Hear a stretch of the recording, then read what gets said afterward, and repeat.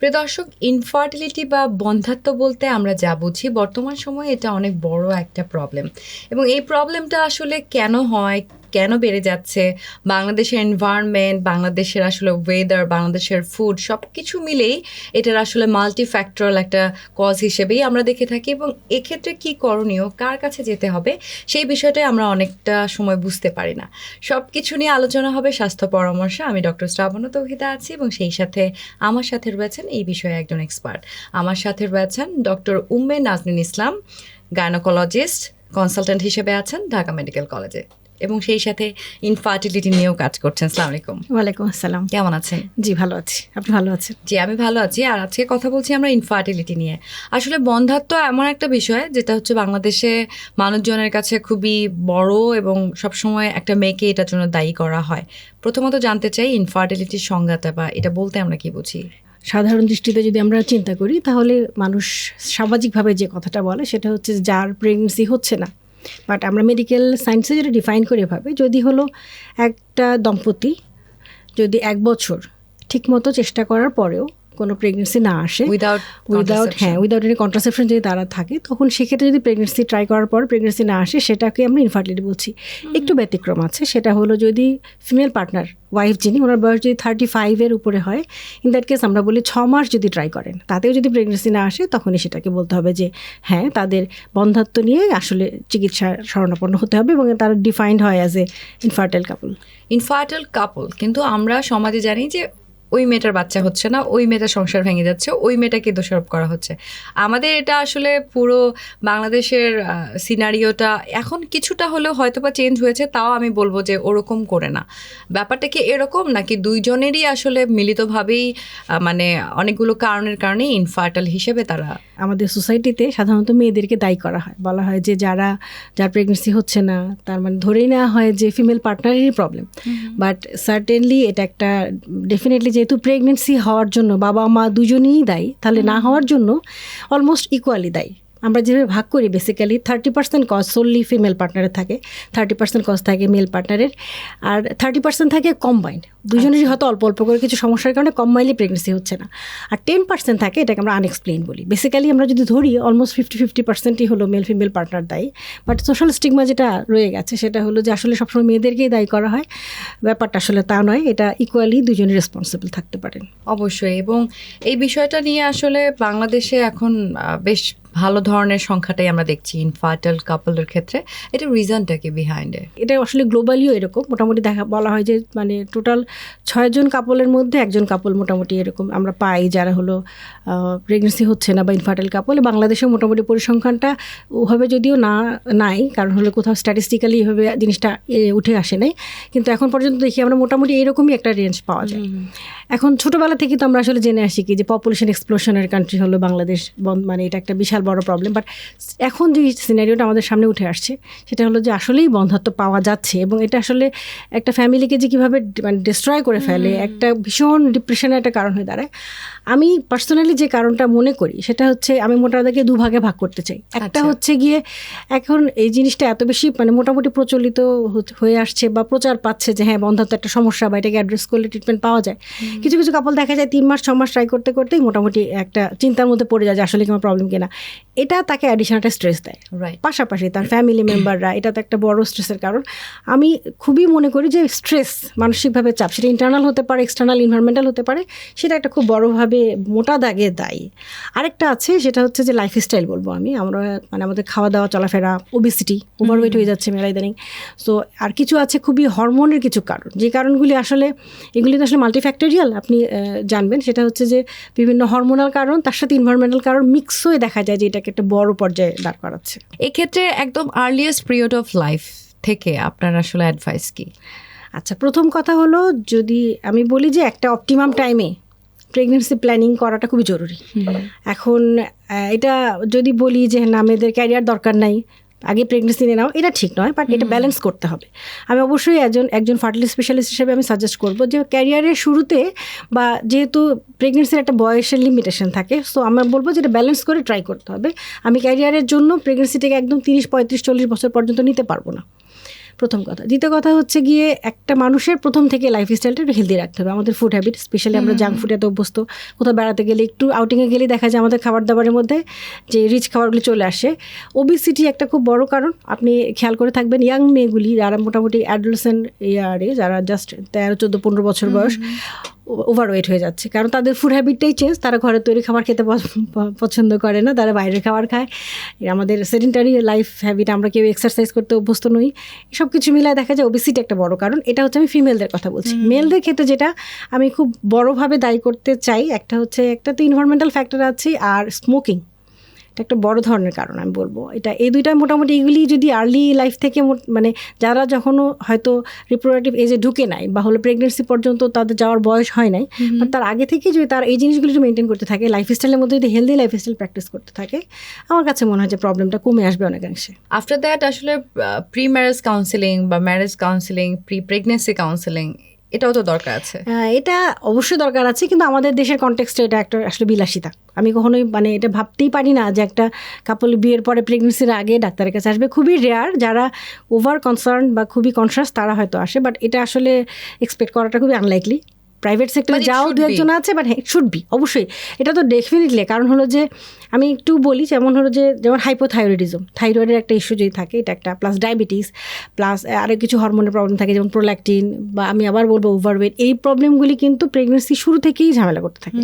এগুলো মানে শুরুই করতে পারি না আমরা প্রেগনেন্সির প্ল্যানিংটাকে। তো আমি বলবো যে যারা জানেন যে তাদের কিছু ডিজিজ আছে, আবার আরেকটা ডিজিজ আছে এন্ডোমেট্রিওসিস, আপনি জেনে থাকবেন। মেয়েদের যখন মাসিকের তলপেটে প্রচণ্ড ব্যথা হয়, এটা অনেক সময় আনঅ্যাড্রেস থেকে যায়। মানুষজন মনে করে যে না, এটা খুবই ন্যাচারাল, এটা হতেই পারে, বাট এটা সবসময় ন্যাচারাল নাও হতে পারে। সো এই ইস্যুগুলোর ক্ষেত্রে আমি বলবো যে অবশ্যই পিসিওএস, এই যে ওবেসিটির সাথে পিসিওএস তো খুবই রিলেটেড। তো এই ব্যাপারগুলো, পলিসিস্টিক ওভারিয়ান সিনড্রোম, হাইপোথাইরয়েডিজম, যদি ফ্যামিলিতে ব্লাড সুগারের প্রবলেম থাকে, ডায়াবেটিস থাকে, সেটা হাইপার প্রোল্যাকটিনিমিয়া, এই সাধারণত ডায়াগনোসিসটা পরবর্তীতে আসে। আর আমি বলবো যে যদি এন্ডোমেট্রিওসিসের প্রবলেম থাকে, এই ধরনের যদি কেউ জেনে থাকে আগে থেকে, আমি তাদেরকে সাজেস্ট করবো যে আসলে শুরুতেই, হয়তো তখনও তার প্রেগনেন্সি নেওয়ার সময় হয়নি, বাট সে কী করবে প্ল্যানিংটা মনে হয় বিশেষজ্ঞদের কাছে গিয়ে তার সিদ্ধান্ত নেওয়াটা সমীচীন হবে। ইনফার্টিলিটি তো আমরা মোটা দাগে বুঝতে পারলাম, কারণ কি সেটাও বুঝতে পারলাম। এটার আসলে আশানুরূপ ফল বা অ্যাকচুয়ালি ট্রিটমেন্ট প্রসেসটা কি? আচ্ছা, সৌভাগ্যজনকভাবে এখন হচ্ছে বাংলাদেশের আর মোটামুটি সব ধরনের মডালিটি প্রেজেন্ট, এবং একদম মলিকুলার লেভেল পর্যন্ত আমরা কাজ করছি। ইভেন পিজিটিও হচ্ছে। পিজিটি বলতে হলো যে মানে আইভিএফ এর পরবর্তী ধাপে আরও কিছু ফাইন ওয়ার্ক। যাই হোক, শুরুতে যেটা আমি বলবো সেটা হচ্ছে যে এত দূরে না, শুরুতেই যখন একটা কাপল অ্যাপ্রোপ্রিয়েট অপরচুনিটি দেওয়ার পরে, এই কথাটা মানে হলো যদি আমি কোনো রকম কন্ট্রাসেপশন ইউজ করছি না এরকম একটা কাপল, এবং তারা দুজন একসাথে থাকে, অনেক সময় প্রফেশনের কারণে হয়তো দু জায়গায় থাকে, তারা মনে করছে না আমরা তো ঠিকই চলছি, বাট এটা আসলে অনেক সময় তারা ঠিক যেই সময় ওভুলেশনটা হয় হয়তো টাইমটা কাজে লাগাতে পারছে না। সো আমরা বলি অ্যাপ্রোপ্রিয়েট অপরচুনিটি মানে হলো ওভুলেশনের টাইমটা দুজন একসাথে থাকতে হবে। সো দুজন একসাথে থাকাটা জরুরি। এরকম হওয়ার পর যদি দেখা যায় যে 1 বছর হয়ে যাচ্ছে, অথবা যদি ফিমেল পার্টনারের বয়স 35 হয়, তাহলে 6 মাস ক্রস করে গেল, আমার সাজেশন হচ্ছে আপনি আর্লিয়েস্ট যে কোনো একজন গাইনোকোলজিস্ট দেখান। আপনার ফার্টিলিটি স্পেশালিস্টের কাছে যেতে হবে শুরুতেই তা নয়, গাইনোকোলজিস্ট দেখান, সেখান থেকে ধীরে ধীরে উঠে আসবে যে একটু কী হতে পারে। আর একটা জিনিস আমি বলবো, কারণ এই জিনিসগুলি একটু ধৈর্য ধরে কাজ করতে হয়, তো টানা একটু লেগে থাকতে হয় আসলে। আচ্ছা, এইটুকু জিনিস একটু সময় দিতে হয়, কারণ অনেক কিছু ইভ্যালুয়েশন করে কারেকশনের ব্যাপার থাকে। তবে গাইনোকোলজিস্টের কাছে যাওয়ার পরে আমি অনেক ক্ষেত্রে দেখেছি যে এরপরে যে তার একজন স্পেশালাইজড ইনফার্টিলিটি ডক্টরের কাছে যাওয়া উচিত, এটা অনেক সময় মিস হয়ে যায়। এটা আসলে কি মিস হয় বা আসলে কি হয় আমি এটা জানবো একটা ব্রেক থেকে ফিরে আসবার পরে। ভিউয়ার্স, আমরা কথা বলছিলাম ইনফার্টিলিটি নিয়ে, খুবই বার্নিং একটা প্রবলেম। সো সেই বিষয়টা নিয়ে আরও অনেক কথা আছে। ছোট্ট একটা বিরতি নিচ্ছি, স্বাস্থ্য পরামর্শ ফিরছি একটু পরে।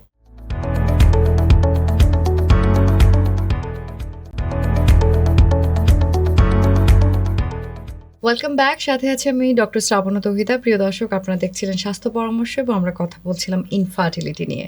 আমার সাথে ইনফার্টিলিটির বিষয়ক বিশেষজ্ঞ রয়েছেন ডক্টর উম্মে নাজমিন ইসলাম। আরও একবার অনেক অনেক শুভেচ্ছা আপনাকে।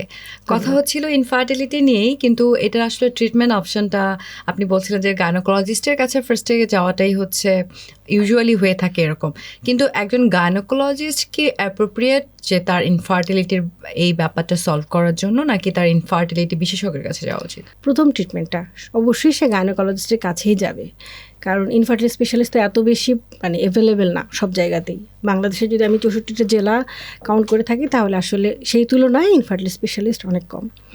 ধীরে ধীরে তৈরি হচ্ছে এখন অনেক, কাজের ক্ষেত্র বাড়ছে, ধীরে ধীরে হচ্ছে, কিন্তু শুরুতেই যাবে ইনফার্টিলিটি স্পেশালিস্টের কাছে নয়, গাইনোকোলজিস্টের কাছে। কেন? কারণ আমরা এটা সবসময়ই বলা হয়ে থাকে যে ধাপে ধাপে চিকিৎসাটা যায়। শুরুতে ইভ্যালুয়েশন হয়, এর পরবর্তীতে আমাদের কিছু মেডিকেল ট্রিটমেন্ট থাকে, সেটা ওরাল ড্রাগ দিয়ে হতে পারে, ইনজেক্টেবল ড্রাগ দিয়ে হতে পারে।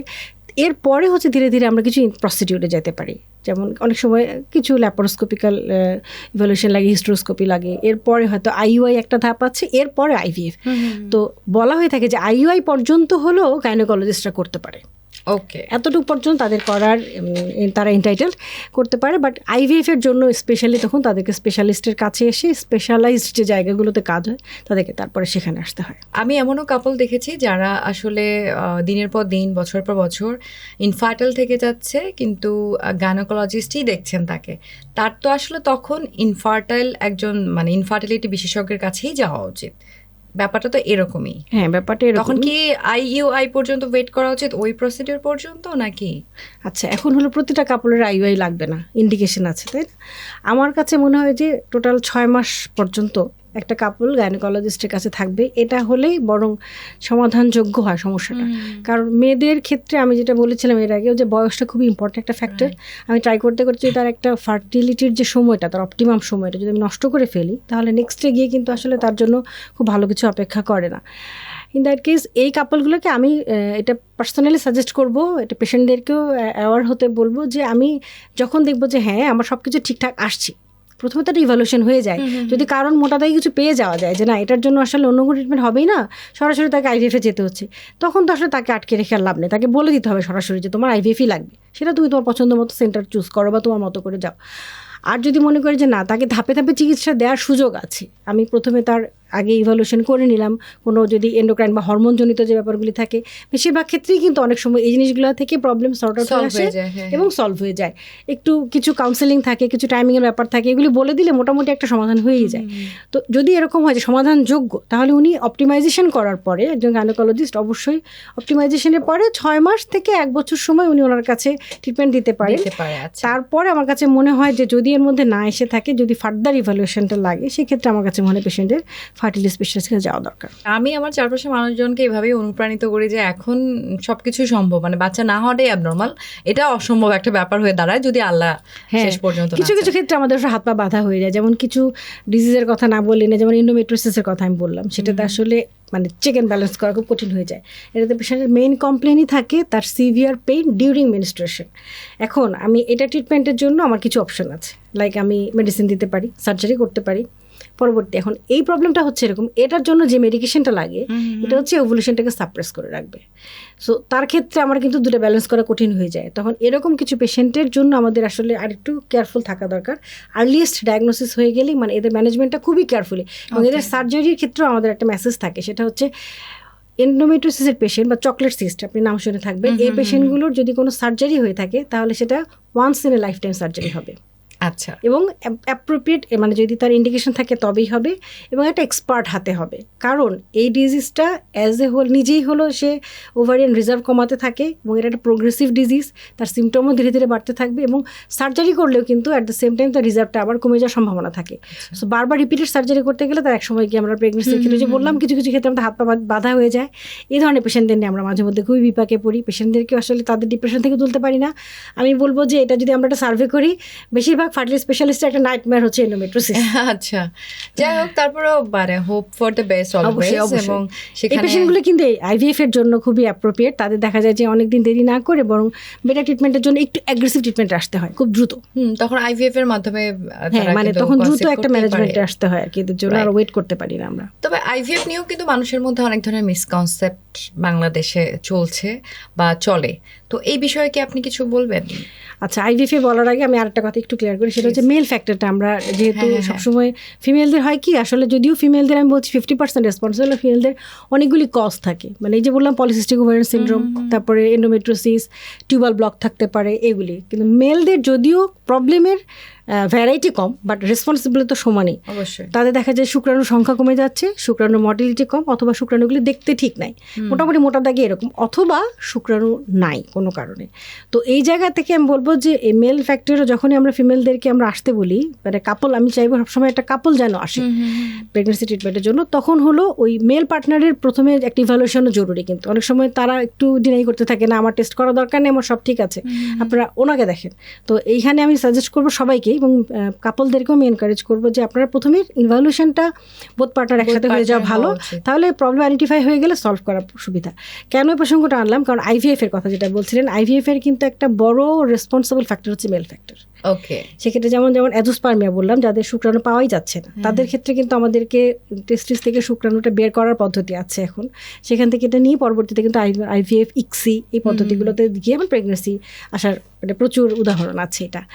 আর আইভিএফ এর যেই আপনি বলছিলেন মিথ আছে, সেটা হলো যে মানুষজন মনে করে যে না, আমি ট্রিটমেন্টে গেলেই বুঝি আমাকে আইভিএফ এর জন্য বলবে। ব্যাপারটা এরকম নয়, খুবই খুবই অল্প সংখ্যক, একদম 1 to 2% পেশেন্টে আইভিএফ লাগে।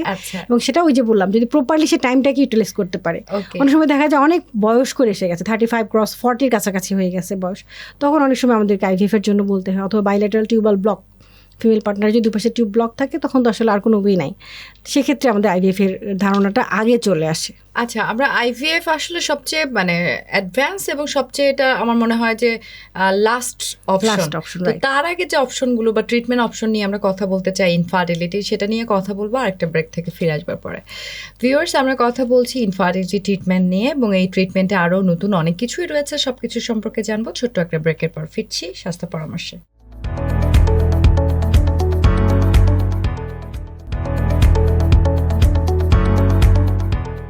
Once again, welcome back. This is me, Dr. Strapana Tawhida, and you're watching Bijoy television স্বাস্থ্য পরামর্শে। প্রিয় দর্শক, আমরা কথা বলছিলাম ইনফার্টিলিটি নিয়ে, এবং আমার সাথে রয়েছেন একজন গাইনোকোলজিস্ট এবং ইনফার্টিলিটি বিশেষজ্ঞ ডক্টর উম্মে নাজমিন ইসলাম। আরও একবার আপনাকে স্বাগত জানাচ্ছি।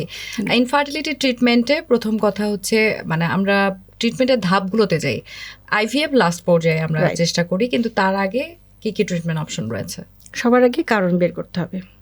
কারণটা যদি স্পেসিফিকই পেয়ে যাই আমরা, যেমন হলো যে বললাম, যদি পিসিওস হয়, পলিসিস্টিক ওভারিয়ান সিনড্রোম, যদি হাইপোথাইরয়েডিজম হয়, যে থাইরয়েড হরমোনটা কম, অথবা নর্মালের থেকে আমরা সাবক্লিনিক্যাল বলি অনেক সময়, যে নর্মাল পপুলেশনে যেরকম থাকার দরকার তার থেকে তারটা কম কম্পারেটিভলি। আচ্ছা, এটা একটা। আর হচ্ছে হাইপার প্রোল্যাক্টিনিমিয়া, প্রোল্যাক্টিন হরমোনটা যদি বেশি থাকে, তারপর টিউবাল ব্লক থাকতে পারে, হাজব্যান্ডের কজ থাকতে পারে। মোটা দাগে শুরুতে আমরা এই ইভ্যালুয়েশনগুলি করি, আর একটা ট্রান্সভাইজানাল সোনোগ্রাফি করে ইউটেরাসের আমাদের কিছু জিনিসপত্র দেখে দিতে হয়, যেমন কিছু টিউমার আছে কিনা, লাইক ফাইব্রয়েড ইউটেরাস, অ্যাডেনোমায়োসিস, এই ধরনের। যদি কারণ পেয়ে যাই আমরা, তাহলে সবার আগে চেষ্টা করি কারণটাকে আইডেন্টিফাই করে সেটাকে সলভ করতে। যেমন যদি পলিসিস্টিক ওভারিয়ান সিনড্রোম থাকে, তাহলে সবার আগে যেটা হয় লাইফস্টাইল মডিফিকেশন করতে, ওজন কমাতে। তার এটা খুবই ইম্পর্টেন্ট। আমি এমনি অ্যাজ এ হোল যারা ইনফার্টিলিটি ট্রিটমেন্টে আছেন তাদেরকে বলবো ওজনটা ধরে রাখাটা খুবই গুরুত্বপূর্ণ বোথ পার্টনারের ক্ষেত্রে। আরেকটা জিনিস হলো যে যদি এরপরে অন্যান্য কোনো কজ পেয়ে থাকে, যেমন থাইরয়েড হরমোন যদি তার কম থেকে থাকে, তাহলে তার সাপ্লিমেন্ট দিয়ে সেটা ঠিক করে ফেলা, প্রোল্যাক্টিন হরমোনটা কারেকশন করা, মোটামুটি কোনো ইনফেকশন থাকলে সেটা কারেকশন করা, এটাই। আর মেল পার্টনারের কিছু কিছু কারণে অনেক সময় দেখা যায় যে তাদের ওয়ার্কিং এনভায়রনমেন্টের কারণে হোক, অথবা ধূমপানের জন্যই হোক, তাদের কিছু মাইনর প্রবলেম থাকে, অনেক সময় দেখা যায় কিছু সাপ্লিমেন্ট দিয়ে এটা কারেকশন করে ফেলা যায়। তো যদি প্রথমেই থাকে কিন্তু কারেকশন, তখনও কিন্তু সরাসরি কোনো ট্রিটমেন্টে যাচ্ছি না। তো যদি এটা কারেকশন হওয়ার পরে আমরা বলি যে ঠিক আছে, যদি সময় থাকে হাতে, আমরা দেখে নিই যে ওভার রিজার্ভটা কেমন আছে। যদি ভালো থাকে তাহলে তারা ট্রাই করতে পারে 3 থেকে 6 মাস। এর পরবর্তীতে আমরা যে ড্রাগগুলি ইউজ করি ওভুলেশন ইন্ডাকশনের জন্য, সেগুলোর ক্ষেত্রে কিছু আছে ওরাল ড্রাগ, মুখে খাওয়ার যায়, কিছু আছে যদি প্রয়োজন হয় পরবর্তীতে কিছু ইনজেক্টেবল ড্রাগ আছে। এইটা হলো সেকেন্ড ধাপে চলে আসছে। তাহলে যদি আমরা ওষুধগুলি দিয়ে সেই জাস্ট অপটিমাইজেশন আর কি, সব কিছু ঠিকমতো ওভুলেশন হচ্ছে কিনা সেটাকে আবার মনিটর করতে হয়। এটা কিন্তু একদম ব্লাইন্ডলি দেওয়ার সুযোগ নেই। আমাদেরকে অবশ্যই ওষুধ দিয়ে তার সাইকেলের 11তম, 12তম, 13তম দিনে আমাদের টিভিএস করে দেখতে হয় যে তার ঠিকমতো ফলিকেল আসছে কিনা, তার ডিমের পরিমাণ, ডিমটা কতটুকু ভালো আসছে, বা তার সাথে তার জরায়ুর যে ভিতরে লাইনিংটা সে ঠিকমতো আসছে কিনা এটা। এর পরবর্তীতে যদি সব ঠিকঠাক থাকে, এই ক্ষেত্রে আমরা বলি যে হ্যাঁ, ওভুলেশন ইন্ডাকশনটা যদি আমাদের মানে একদম পারফেক্ট হয়, সেক্ষেত্রে সেই অনুযায়ী আমি বলবো যদি তোমার ডিম আসার সম্ভাবনা ঠিকমতো থাকে, তাহলে এই অবস্থায় আমরা বলি যে ওভুলেটরি সাইকেল 6টা সাইকেল সে ট্রাই করবে। ফাইন। এই 6টা সাইকেল আমি পেশেন্টদেরকে এভাবে কাউন্সেলিং করি যে তোমরা আমার চেহারা দেখবা না, নিজেদের চেহারা ভালোভাবে দেখবা, এই 6টা মাসকে ভালোভাবে কাজে লাগাও। এই একটা জিনিস। এরপরে আমি বলি যে নিজেদের মধ্যে একটু কোয়ালিটি টাইম কাটাতে। আসলে এটা একটা পর্যায়ে ট্রিটমেন্টটা যখন যেহেতু মানে তখন একটা এংজাইটি কাজ করে তাদের, পারফরমেন্স এংজাইটি বলি আমরা এটাকে, তো দেখা যায় ঠিকমতো তারা সময়টা কাজে লাগাতে পারে না, এই জন্য একটু রিল্যাক্স করে দিতে হয়। নেক্সট ধাপ হচ্ছে যদি এর মধ্যে না হলো, এরপরে আমরা বলি টিউবাল ইভ্যালুয়েশনটা। এখন টিউবাল ইভ্যালুয়েশন বেসিক্যালি অনেক ক্ষেত্রে ওয়েস্টার্ন কান্ট্রিগুলোতে হয়তো একটু আর্লি হয়, কিন্তু যেহেতু বাংলাদেশের কনটেক্সটে এটা একটু ইনভেসিভ প্রসিডিউর, আমরা বলি এটা ঠিক আছে পরের ধাপে যাই, কারণ এর আগেই অনেকেরই হয়ে যায় প্রেগনেন্সি। এরপরে যদি দেখি যে টিউবাল ইভ্যালুয়েশন আমাদের 3টা প্রসিডিউর আছে। একটা এক্সরে, হিস্টেরোসালফিঙ্গোগ্রাম বলি আমরা, আরেকটা হচ্ছে আলট্রাসোনোগ্রামের মাধ্যমে, সেটাকে বলি স্যালাইন ইনফিউশন সোনোগ্রাফি, আরেকটা হচ্ছে ল্যাপারোস্কোপি। এই 3টার মধ্যে পেশেন্টদেরকে চয়েস দেওয়া হয় যে তোমাদের জন্য কোনটা তোমরা করতে চাও, এটা একটা। আরেকটা হচ্ছে কিছু কিছু ক্ষেত্রে ল্যাপারোস্কোপি ম্যান্ডেটরি, সেটা তাদেরকে এক্সপ্লেন করা হয়। করার পর তারপরে যদি তারা বলে যে হ্যাঁ আমরা এটাতে যেতে চাই, তারপর টিউবাল ইভ্যালুয়েশন। এখন এখানে অনেকখানি এটা খুব মানে ক্রুশিয়াল জায়গা। যদি বলি টিউবাল ব্লক, বাইল্যাটারাল, দুই পাশে টিউব ব্লক থাকে, তখন আমাদের এটা কনফার্ম করে নিয়ে তারপরে আমাদের যদি এমন হয় যে আসলেই ব্লক, তখন আসলে সরাসরি আইভিএফ। আর যদি টিউব খোলা থাকে তখন আমরা আইওআইতে যেতে পারি। আচ্ছা, এই মোটামুটি আমাদের ট্রিটমেন্টের কোর্স। এটাতে আসলে এক্সপেন্স কিরকম, সেটা মেডিকেল ট্রিটমেন্ট হোক বা এই যে মানে আমরা যে ইনভেসিভ প্রসিডিউরগুলোর কথা বললাম, এই কস্ট আসলে ডিপেন্ড করছে তার কত কিছু লাগছে তার উপরে। যদি মোটামুটি এন্ডোক্রাইন আমরা হরমোন যে কারেকশনগুলি সেটার মধ্যে হয়ে যায়, তাহলে তো আসলে মিনিমাম জাস্ট এই হরমোন কারেকশন করতে তার যে কস্ট সেটা। তবে হ্যাঁ, আমাদের ইনভেস্টিগেশন বেশ কিছু লাগে, কারণ এটা আসলে শুরুতে একটা বেশ বড় অ্যামাউন্টের খরচ হয়ে যায়, ইনভেস্টিগেশনে চলে যায়, এটা একটা। আর আমাদের যে ওষুধগুলি ইউজ হয়, জাস্ট মেডিসিনের যে মানে কস্ট সেটাই। তবে এগুলো আসলে অন্যান্য ওষুধের তুলনায় একটু এক্সপেন্সিভ। মানে অ্যারাউন্ড আমি আসলে ধারণা দেওয়ার জন্য, এটা আসলে সরাসরি এক্সপেন্সের অ্যামাউন্ট বলাটা ডিফিকাল্ট। এটা ডিপেন্ড করবে আসলে কি তার প্রয়োজন তার উপরে। কারো কারো ক্ষেত্রে আসলে অনেক বেশিও লেগে যায়। লাইক মেল পার্টনারের ক্ষেত্রে যদি কিছু কিছু কারণ আছে, যেমন হলেও এটা একটু গভীরে যায় আলোচনাটা, পাবলিক ইনফরমেশন হিসেবে আসলে বা হেলথ এডুকেশন হিসেবে হয় না।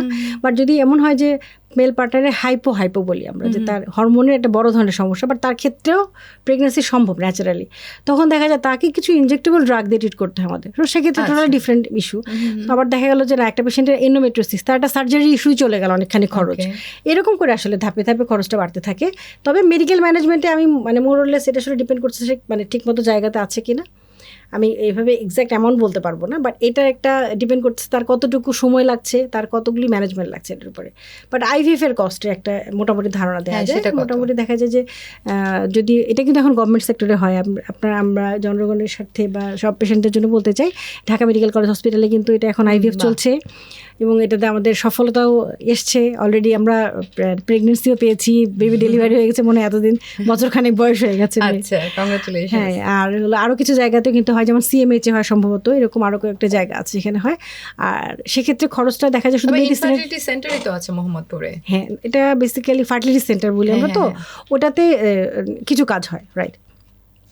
আর আরেকটা যেটা বলতে চাচ্ছিলাম সেটা হচ্ছে যদি এই গভর্নমেন্ট সেক্টরগুলোতে হয়, সেক্ষেত্রে মেডিসিনের ওষুধ মানে যে দামটা সেটাই আসলে শুধু লাগে। এটা খরচ অ্যারাউন্ড 1.5 থেকে 2 লাখ হয়। এটা ডিপেন্ড করে পেশেন্টের কীরকম লাগছে। এটা হচ্ছে গভর্নমেন্ট সেক্টরে। আর প্রাইভেট সেক্টরে দেখা যায় যে যদি শুধুমাত্র মানে আনকমপ্লিকেটেড হয় বা খুব সহজেই হয়ে যায়, দেখা যায় 3.5-4। ওকে, সো ওয়েল, আমাদের আজকের এই আলোচনা একদম শেষ পর্যায়ে। আর একটা সেন্সিটিভ আমি প্রশ্ন করবো, খুব ছোট্ট করে শুনতে চাই। বাংলাদেশের পার্সপেক্টিভে অনেকে মনে যে রিলিজিয়াস পারপাসে আইভিএফ বা আইইউআই যেটাই বলি না কেন, এই জিনিসগুলোতে মানুষের একটু ভ্রান্ত ধারণা আছে। মানে আমাদের রিলিজিয়ান কি বলে যে এটার সাথে এটা কন্ট্রাডিক্টরি বা এরকম কিছু? আচ্ছা, খুবই সুন্দর প্রশ্ন এটা। এটা হচ্ছে যে আমাদের ট্রিটমেন্টের একটা পোর্শন আছে যেটাতে ডোনারিজম কথাটা আসে। হ্যাঁ, ডোনারিজম মানে হচ্ছে যখন মেল বা ফিমেল পার্টনার দুজনের কেউ একজন অথবা দুজনই কোনোভাবে ন্যাচারালি বায়োলজিক্যালি বাবা মা হতে পারছে না, তখন দেখা যায় যে ওভাম স্পার্মগুলি ডোনার থেকে নিতে হয়। এটা হচ্ছে ইসলামে নিষিদ্ধ। ঠিক আছে, যখন এটা হাজব্যান্ড ওয়াইফের বাইরে কাছ থেকে নিতে হয়, এবং এটা কিন্তু বাংলাদেশে প্র্যাকটিস হয় না। রাইট। তো তার আগ পর্যন্ত যতটুকু আমাদের সিনিয়ররাও আছেন তারা এটা নিয়ে, তার মানে হাজবেন্ড আর ওয়াইফের মধ্যে বাংলাদেশে যে প্র্যাকটিসটা হচ্ছে সেটা একদম হ্যাঁ। এবং আমাদের যারা সিনিয়র আছেন, যারা পায়োনিয়ার এটা নিয়ে কাজ করেছেন, তারা কিন্তু অলরেডি ইসলামিক যে স্কলার তাদের সাথে বসে কথা বলে এই মানে এটা শুরু করেছিলেন শুরুতেই। Okay, so thank you so much. এটা আমার মনে হয় দর্শকদেরকে জানানো দরকার ছিল অনেক বেশি করে। আপু, আপনাকে অনেক অনেক ধন্যবাদ। আপনাকে ধন্যবাদ। প্রিয় দর্শক, এই ছিল আমাদের আজকের স্বাস্থ্য পরামর্শ। নিশ্চয়ই বুঝতে পারছেন যে ইনফার্টিলিটি এখন কিন্তু আর অনেক বড় প্রবলেম না। এটা যে ধরনের যে কারণেই হোক না কেন সেটার সলিউশন কিন্তু আপনার নিয়ার বাই হসপিটাল বা স্পেশালাইজ সেন্টারে আছে। সো আপনি সচেতন হন, অন্যদেরকেও সচেতন করুন। আর হ্যাঁ, স্ট্রেস থেকে অবশ্যই নিজেদেরকে মুক্ত রাখতে হবে, মেন্টাল হেলথের অবশ্যই কেয়ার করতে হবে। আজকের মতো আমি ডক্টর শ্রাবণ বিদায় নিচ্ছি। আবারও দেখা হবে স্বাস্থ্য পরামর্শে ইম্পর্ট্যান্ট টপিক এবং ইম্পর্ট্যান্ট পার্সনকে সাথে নিয়ে। আজকের মতো আল্লাহ হাফেজ।